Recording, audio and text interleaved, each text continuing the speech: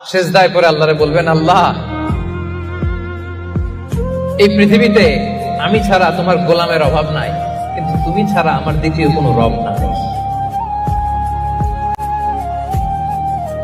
চোখের পানি ছেড়ে আল্লাহরে ডেকে বলেন, আল্লাহ এই জমিনে আমি ছাড়া তোমার গোলামের কোনো অভাব নাই, কিন্তু তুমি ছাড়া দ্বিতীয় কোনো রব আমার নাই, তুমি ছাড়া দ্বিতীয় কোনো জায়গায় চাওয়ার সুযোগ আমার নাই। চোখের পানি ছেড়ে আল্লাহরে বলেন, আল্লাহ কোরআনে তুমি শিখিয়েছো ফরিয়াদীদেরকে কেউ যদি চায় ওই ফরিয়াদীদেরকে বারণ করা যায় না, তুমি কেমন করে এই অভাগা ফরিয়াদীকে আজকে ফিরিয়ে দিবা।